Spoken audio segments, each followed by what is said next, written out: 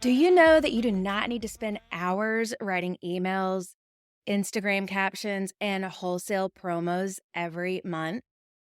You can actually batch all of your marketing content in under an hour. No more blank docs, no more I'll just post later. Just swipe, tweak, and go. The Product Marketing Bank is your marketing shortcut. A done for you vault of high converting email copy, promo templates, sales strategies, and social media hooks. Custom built for wholesale brands. And yes, you'll even be shown exactly how to repurpose everything for your direct to consumer audience, saving you hours of time and energy. The Marketing Bank helps you show up with strategic seasonal content exactly when your retailers are planning their buys. If you're tired of Googling, what do I even say in this email? It's time to let the Product Marketing Bank do the heavy lifting for you. Join now at productmarketingbank.com. I love selling because I love it, not so much from a let me get you to buy this point of view, but let me understand what you're looking for and see if I can help solve your problem point of view, Absolutely. which is really fun. And when you think about selling your own art from that point of view, it makes it takes the sting off a little bit, or the ew off a little. Like when you remember that you're potentially helping someone solve a problem. Hi, friends. Welcome to She Sells Differently, the show for aspiring women entrepreneurs looking to overcome the fear of selling and grow thriving businesses from a place of authenticity and confidence. I'm Andee Hart, and it wasn't all that long ago that I was a sales executive for a Fortune 500 company. But I knew in my heart that I was called to use my gifts for something more, something different. That's exactly why I created the She Sells Differently podcast. Each episode is going to deliver you business strategies, tools, and mindset shifts to help set you and your brand apart from our culture's expectations. It's time to elevate your sales and build a profitable, sustainable business you're proud of, one built on integrity, grace, and humility. It's time to learn how to sell differently. Welcome to the She Sells Differently podcast. So glad you are here. I have a special guest, Margo Tantau. Margo, I pronounced your name correctly. You did, Andee. Yes, Thanks. I'm so glad. Okay. I am so excited to have Margo on the podcast today. I was on her podcast, Windowsill Chat, a few weeks ago. And so I'm just excited to have her here. And I'm going to let Margo introduce herself because she has an amazing background. And everyone listening, I know, is going to find so much wisdom from everything that she shares. So, Margo, why don't you introduce yourself? Sure. Thanks, Andee. Yes, I am not new to this creative scene. I have always been doing something creative in some sense or other. And wholesale, retail, made my own products, represented other people's products, had my own little showroom in Atlanta, New York, High Point. I learned from other people, and then I dove in myself to most things, all those things, both, had a retail store with my mom for 10 years. So I come to it. My uncle always used to say, "What are you doing now? What's your job now?" And it made me feel very like I was doing it in a piecemeal way, but it all adds up. If you're doing things that interest you and things that you like, it all adds up to, who you are. So I am a maker, but I don't make my money with my own art. I like to keep that for when I can fit it in and when I need a break. And my favorite thing to do is promote and sell and help artists get further than they know they could get on their own. And I've always done that in some way or another, where it's been like when Mom and I had our store, it was local artists that might want to sell their things, and kind of learning then like how to say no nicely, or how to say maybe try this or how to say yes. And we can even expand it if you maybe try this. Then that led to having the wholesale and working with artists. And now um, I am about to launch a li- artist licensing agency, which I inherited from the lovely Lila Rogers, who closed her agency of 30 plus years last summer. So lots of balls in the air, but they all lead to the same thing, which is creative, good creative mojo for other people and getting more of it out into the world. Yes, I love that because that's really how I started as an entrepreneur was loving to create. And so many of my listeners are product makers and they're creating beautiful things. And that is Yes. how I started then teaching entrepreneurs. I specialize obviously on teaching them how to sell their products. And so, Yep. and that is, we're going to talk a little bit about that. And then I really want to dive into more of obviously your specialty, but um, as you have progressed and, you know, through your career, you've been a creative director, a product designer for over 30 years. How has your approach to selling evolved over that time? That's a great question because I think, when we're selling, when we're new at selling, w- we're learning how to sell. And certainly when we're selling our own products, that's a whole different thing. So Yes, I think I love selling because I love it, not so much from a let me get you to buy this point of view, but let me understand what you're looking for and see if I can help solve your problem point of view, absolutely. which is really fun. And when you think about selling your own art from that point of view, it makes takes the sting off a little bit or the ew off a little. Like when you remember that you're potentially helping someone solve a problem, because like imagine you had an ice cream stand or lemonade stand. They're thirsty or they want to support you one way or the other, because if it's the kid on your block, right? So you're solving a problem. You're making them feel good when they buy that lemonade.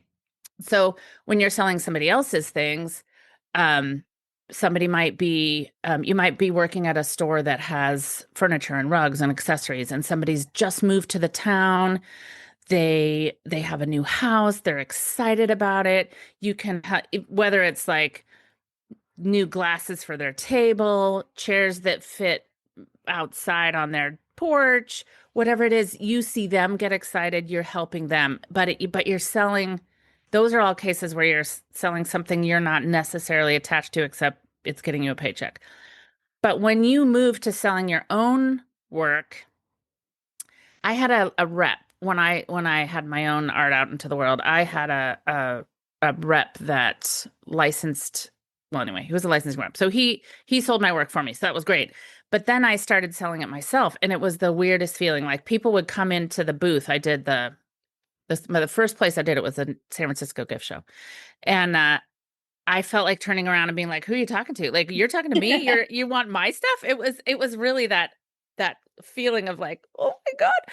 But what I quickly realized was we could kind of chat back and forth about what they liked about what I was doing or what they were wondering about what I was doing.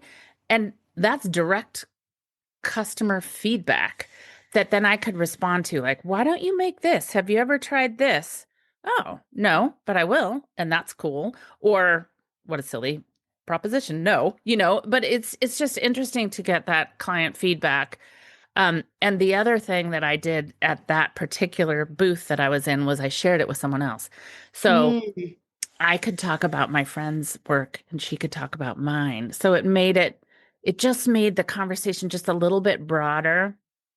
Um, yeah. So I know we'll have I love selling because I love the solution at the end of it. yes. And I think that solution looks different. We don't always have to think about it solving some major problem.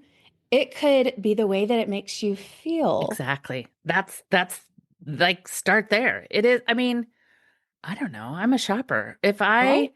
if I have a, I like to shop to kind of for a treat or to celebrate something. And it might Hmm. just be Poshmark, where am I, Right. where I'm, or just going by my favorite farm stand and buying fresh lettuce. But it feels good. Right. Yeah. I always talk about and use the analogy of my sister-in-law and I went to a nursery to buy houseplants when I first moved here. And the people there were so helpful and they were educating us on the different types of houseplants. I love houseplants. And so, they were talking about, tell me what kind of sunlight you have and all of this kind of stuff, right? But had they never offered to actually Right. sell me the houseplant, well, Yep. what good is that, right? And Right. so it's like you eventually have to say, hey, there's our checkout counter. You can purchase it if you would like. Yeah. It's I think that's the problem a lot of times with some of our products is that we never actually give our clients the opportunity to have that end satisfaction of taking home our products. So, We get in our own way so much. I still do this. Somebody wanted to buy one of my pieces for a present for a friend. And I was like, well, I know her, so I should probably charge less. That mm, whole conversation the reel that goes in your head. It's like, oh, for Pete's sake, she's right? asking you because she wants it, you know? Yeah. Yeah. Yeah. We need to take it to the finish because Yes. that's, if we put ourselves in that position, that's what we're trying to, when you look often at a website that you're interested in figuring out the price of what they're selling, there's so much scroll, scroll, scroll. Get me to the button that takes me to the information because highly potentially I'm interested. Yeah. Yeah.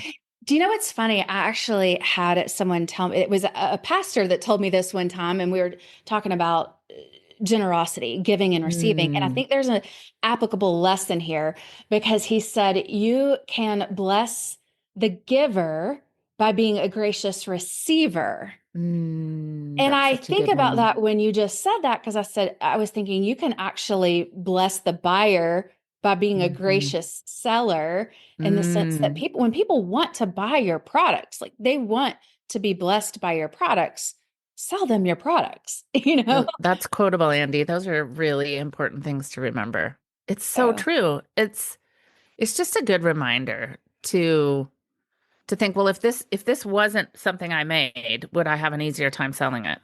So just switch that, conversation in right. your head. Yeah. Yeah. So let's talk a little bit about that because why do we feel like the emotional side of selling creative work Mm. that we've created? Hmm. Talk a little bit about that. It just seems like it's like a 180 because I went from that from corporate America where I'm selling something Right. someone else made to now I'm selling something that I created with my own hands. Why is that so hard? Why is it hard when we hear the word no or where we feel personally rejected? I highly suspect it's the vulnerability involved where it's our own, we're wearing our heart on our sleeves, basically. Mhm. Um, both sleeves, sleeve, right? Right. But we're like, let's face it, it's all over. And it's confidence when we hear no, or it's say you're at a street fair where somebody's not necessarily calling you up because they want your thing. They're passing by because they're at the street fair. So there Hmm. might be a reason for them to come in. You might hear random comments like, I'm gonna go home and do that myself, or also I love this so much. It's it's we are attracted as buyers. We're attracted to something for a certain reason because it's our style. It reminds us of something. It would be the perfect gift for someone. So we just have to remember that the people coming to us are thinking about it in the same way. They especially at when it's you're just showing up somewhere. You're going to have people that completely love it. You're going to have people that don't know what they're talking about. And you're going to, you just have to remember. I think one of the hardest things is um, being holding your work less preciously, which Hmm. that's, you can weigh it both ways. Like it's important to care about what we do, right? But it's also important to remember that everyone is not our client, and what you're doing, it has an audience. I remember early in licensing, because I was a creative director for a long time, and so I'm choosing that art to put on product. I'm choosing those artists to work with, and sometimes it would be right for the project I was doing right then. Sometimes it would be right for something in the future. Sometimes I would look at a product that was already made by an artist that I would thought, like, I would not have chosen that person, but isn't it perfect for that line? So Mm. it's just, it's how the puzzle pieces fit together. And, you know, it's, it's hard not to take it personally, but that's why people like you and I are here to remind ourselves that that's important. I just did a podcast episode on the fact that, confident sellers know when to walk away because not every customer or potential customer is your customer, but Right. also, understanding that no often means not yet. Right. That, That's such an important thing to yeah. remember. It really does. And I think, for instance, if you are an artist or an illustrator cold calling or sending your work out to companies that you'd like to work with, oh my gosh, they get so many emails. I have a little freebie handout about this. How to get yourself in front of the right people. It's just might not be the right time. They might not have even seen the email. It's just you have to keep putting yourself in front of those people that you think you'd be a good fit for. I love that. It's so important following up. Yeah. So let's dive into that a little bit more, talking about what you are doing now, what you're working on, and working with artists, because Hmm. I actually have a lot of artists that listen, Hmm. and I primarily work with product makers that want to get their products on boutique shelves. Hmm. And artists are a little bit of a different ball game, right? And so, Yep. talk a little bit more specifically about how you work with artists. I will do exactly that. And I can speak to both of those because when I had my Yes. own showrooms, I had a company it was called Relish. It was in the 1900s. And I if you had a product, I would help you learn how to wholesale your product. This was pre Etsy, and get it into Sundance catalog or into a cool boutique in New York or whatever that looked like. So I'm a I and I my the things that I sold were product based. They were three-dimensional, right? Hmm. Two, three. Anyway, so then I wanted to go into corporate and learn more about manufacturing. So then I all of a sudden was looking at artist work that was two-dimensional. Like how do I take this beautiful art and put it on something? Is it going to be on tabletop? Is it going to be on Christmas ornaments?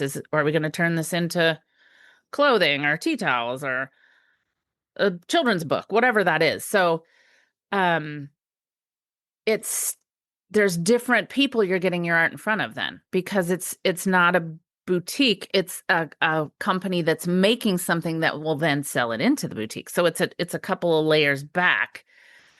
And I think it's becoming more and more known about now because there's certainly a lot of teachers online. I teach a class through Make Art That Sells called How to Design for Home Decor, but it's really like basically how to think three-dimensionally, gift product and things like that. So one of the things that I feel like is a secret weapon of selling that I don't see nearly often enough is when you as an artist want to be um, on a certain product, like you love um, I'm going to think of a couple. You love garden flags or Stanley cups or something like that. And you think, I'm sending them my new spring collection. I never get a response.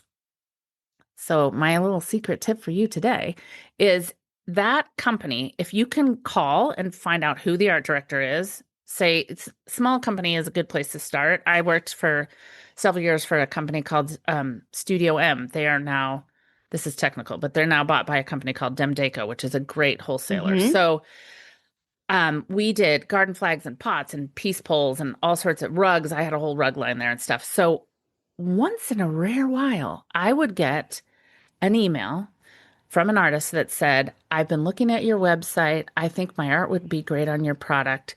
Here's an example. And they would have taken their art and they would have formatted it to the garden flag, to the pot, to the peace pole. They showed me that they were paying attention to my specific job I needed done. And I would say 85% of the time that artist would end up with that license working with us Wow. because I mean, it was a gift. And I have had licensing agents and other people say, isn't that taking the art director's job away? It's like, au contraire, you are making my job easier. I see that working with you is going to be really great because you're already speaking my language. You're already saying, hey, I've taken the time to show you that I understand. And I 1% of artists do that. It's so small and it works, you guys. It really, really works. So if you have a company that you'd really like to work with, say, here's my new spring thing. Line that I've come up with. I love your work so much. I wanted to show you how a collaboration with me could look on your product. And Mhm. you will get their attention in a way that you won't if you just send them your portfolio. What a great idea. I love that. I love it when I get those emails. I love it. Yes. I think anytime you make someone's job easier and you help them out, help them visualize, no matter Yeah. what you're pitching or Yep. what you're doing, it really captures their attention. Do you have any tips like that for product makers that are trying to break in to a boutique or a wholesale market? Yes. One of the things I say all the time is people buy what they see. So it definitely helps, like what I was just talking about, formatting to something. But you have a favorite boutique and you know who that boutique, maybe you've even been there. Um, and you know what's on their shelves and you know how they buy and you're 100% sure you would fit in. You could, I'm just trying to translate this to product. You could take a picture if you can, Photoshop or whatever, you're like, look how great this would look. I know I've seen that you have rifle paper. You've consistently carried rifle paper, and I'm guessing it does well. This will complement that so nicely. Something like that. Or in the way back, we used to get mailings, actual postcards, actual things. Um, not so much, I'm not talking about sending your product because that's sometimes cannot work so well, but a postcard. Hmm. And what happens now is I get so few postcards as an art director. When I get one, y'all can't see this, but I'm scooting out of the way. When I get one, I keep it. I stick it up somewhere where I can see it if I like it. And maybe you have your product and you write a really catchy quote over the top of it that person is like, "Oh my gosh, I love Andee's work so much. I'm going to keep this right here until the time is right." And send it again. And it's just a little reminder. Walk in. I had talked to a friend this weekend who has a product. She's a photographer, she does cool patterns, she makes scarves with them. Um, she's trying to break in. She said, I listened to you, Margo. I got really brave and I went into the store and I asked if the buyer was there. And she wasn't. But the woman at the counter said, "Oh my gosh, I think she would love this. Here's her name. Here's how you contact her." So it worked. So it takes bravery and a little bit of like an extra, you know, trick up your sleeve. Yeah. And I always say, I was a retailer for several years too, and I never had any issue with people coming in to my shop. Now, I had Never. maybe two people ever do it, right? No one is really ever brave enough to do it. But I always tell my brands, my clients, Don't be Yeah, afraid to go in. Now, if they're really busy, be respectful. Don't go in on a Saturday afternoon, but don't be afraid. It takes totally. 10 seconds of Hmm. courage, and take some of your products and It and re showcase them. I so I've been the person that walked in. I've been the store owner that had people coming in. And here's another thing to remember about a lot of stores. There's a lot of sameness out there. I, as a store owner, always wanted to be as unique as I could be. Mm-hmm. So you, the artist with the small line, you bring them something that is going to make their store more unique because not everybody has it. That was always something delicious for me as a Mm-hmm. retailer. Um, and and even as a wholesaler, when I would go to, say, an art fair where I could see that that person had it sort of figured out. They figured out how to at least get that far.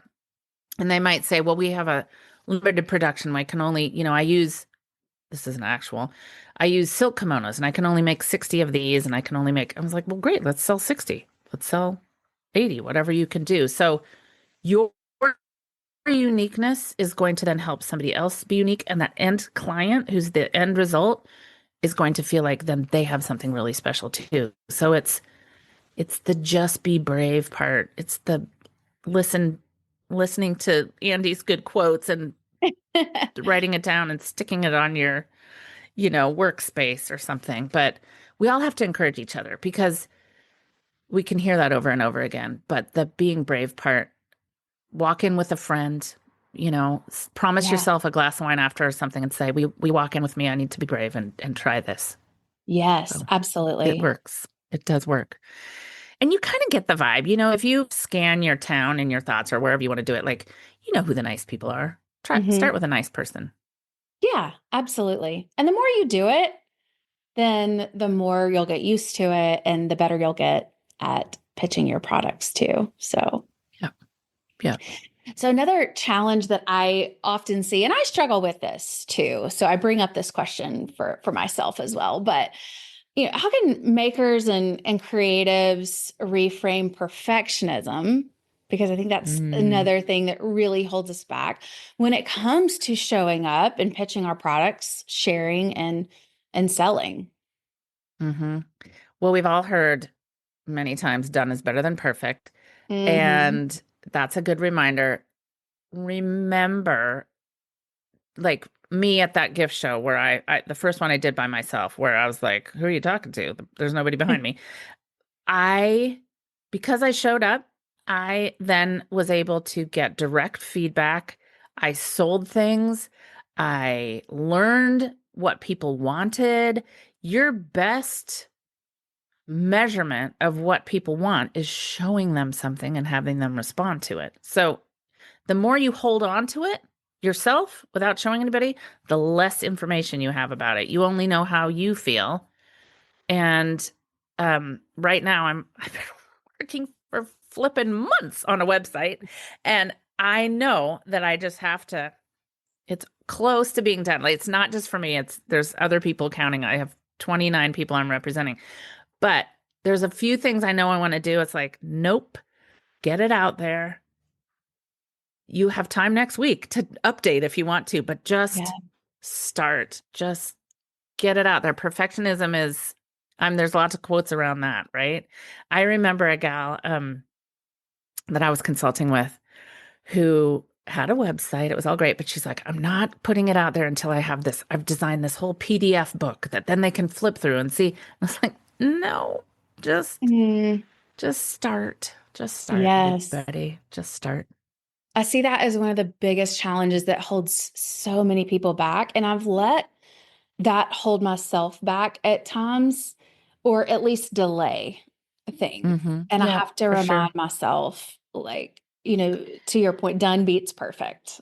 And I think when you know you're in the midst of that, if you can create a little challenge, there's a couple of us that decided to get together to do a little creative pop-up online on Instagram, creative pop-up. So we don't have to set up pretty, we just have to take some pictures.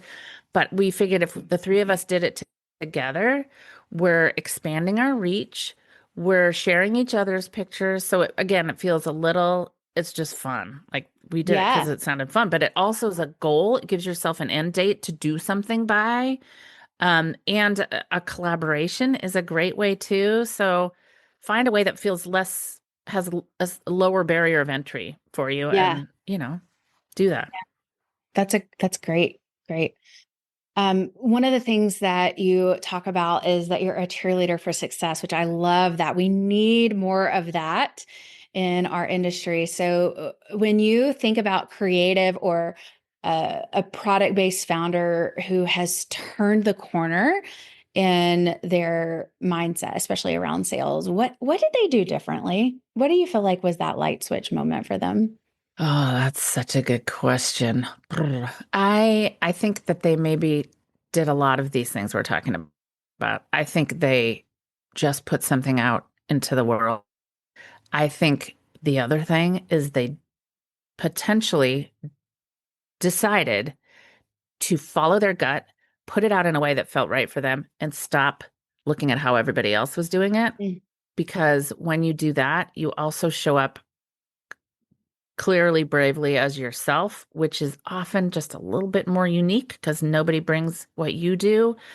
Um, I'm thinking specifically, so I don't know if your listeners know who Bonnie Christine is.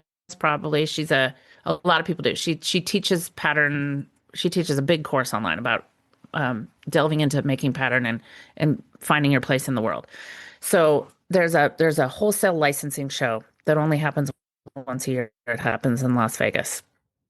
I've gone to these shows forever and ever. I People kind of set up the same way. They print their artwork on us in a certain way. They show up. They have the booth has three walls usually, and it's pretty two-dimensional. She said, I have never done this show before. I didn't look what everybody else was doing. I knew I had this space to fill. How I was going to fill it that felt like I was somehow taking the essence of who I am and what I do. And she was showing her stuff, nobody else's. So there's bravery attached to that, right? Mhm. So she wrapped her walls in a way. If you go look at her Instagram, you can see it. Like she did a big wrap on her walls that shows what the artwork looked like before it was finished, like in sketch mode. And then there was a dividing line and what it looked like when it was finished. She printed a bunch of patterns out with spoon flour. So there was dimensionality in the booth. She had some pin boards up that looked like maybe what might be over her desk. So you got as you walked in, you were immersed in, oh my gosh, you're letting me in. You're telling me your story. This is another thing, story, right? You're Mhm. showing me what inspires you. You've brought some pretty flowers, a bowl of cool rocks you collect. You're letting me into your process. Tell me more. I'm interested. Let me stop here for a second. Tell me more. And she blew it out of the park, which I'm not surprised. Um, there's a lot of ways to have a great show, but how do you get noticed? Think about what feels right for you. You think about what your story is and how you can tell a little bit of that story that feels safe and Yeah. interesting and is going to make people stop and ask you some questions about Yeah. it. That is funny. And ironically, Bonnie Christine's her like signature course is called Immersion. It Yes. was like the very first online course that I ever took. Oh, So awesome. funny story. Yeah. So I'm so I hope she's going to come back on and chat about it too because I just have a lot of respect for how she approached that yeah. and we just have to it's just a good reminder. And she's somebody that's way up here, right? Very Yeah. successful. And Yes. to hear how she tried something new is a reminder that we all start somewhere when we do something new, you know? Yeah, yeah, exactly. And I think that that is so important that we don't try to be someone else. We're just authentically ourselves and show up. And we're ever evolving in our creative journey too. Just to see, I took her course in 2020, Awesome. um, and what I was doing in 2020 is very different than what I'm doing now. But even what I learned in her Hmm. surface pattern design course has helped me in my candle business, right? Yes. Hmm. and to see her journey too, and how her business has evolved. That is very cool just to see. You're always, just it's entrepreneurship is a journey. So We're all in it together. I think that's one yes, thing about the creative space is there's a whole lot of support that we show each other. We get that it's not easy. Success is earned. And I feel like that's another thing to remember as you're trying to figure out, can I be brave around this? Is there's a lot of people around you that will just be right there to support your yes, your journey. yes. And if they're not the right people for your community. Ding So ding. yes. Yep. So what are you working on right now that is inspiring you? Well, I've got to say, this website, I am so excited to have inherited, if you will, this agency. I've thought about having my own licensing AG for years because like I said, it really, I do prefer selling other people's work as opposed to my own. Um, and building this you have one chance at a first impression, which again, that doesn't mean perfectionism is needs to play in strongly. But do you have things lined up? Are you since I'm have 29 people in the agency, I've decided to add on a big database where all their art can be stored because I want the clients to be able to see as much as they can, things like that. So it's a big creative venture, and I'm probably 3 weeks away. So that feels really good. And then I'm growing. Well, I've for 17 years, I've been growing my kid. That's a favorite project of mine. He's 17. One more year at home. So that feels big to me. And every once in a while, I get in my studio, and that feels really good too. That's awesome. All very inspiring. So I know that I'm going to have some listeners that are going to say, I want to know more about Margo. I want to follow her and I want to learn from her. So tell my listeners where they can find you, how they can work with you. Absolutely. Thanks for that. A couple places. So margotantau.com is where you can find all the things. My podcast called Windowsill Chats. You can find all the 240 some episodes there. I have a membership as well. It's called The Foundry. You can learn more about it through the website there. It's all about community, really building community, but learning about creative business and how to kind of put yourself out there. There's all sorts of resources. We have 4 live calls a month. So there's a very robust kind of community interaction. And I remind everybody, like, everybody jumped on this call for the first time once. So if it's your first time, you'll see that it's not a scary place to be. It's actually, you can gain a lot out of it. So the community is there. I do one-on-ones rarely, but once in a while. Um, my Instagram is I have a few M Tantau Windowsill Chats. You can find out about the podcast. And the agency is called Tantau Studio. That's my last name. And tantaustudio.com coming very soon. Uh, and yeah, that's all the places to find me. I hang out at my computer a good amount of the time, making sure that all those things are clicking along. I love it. Thank you so much for joining and just sharing your wealth of wisdom. I know that my listeners are going to love everything that they heard. And so I Mm. just appreciate Andee, yes, thanks for having me.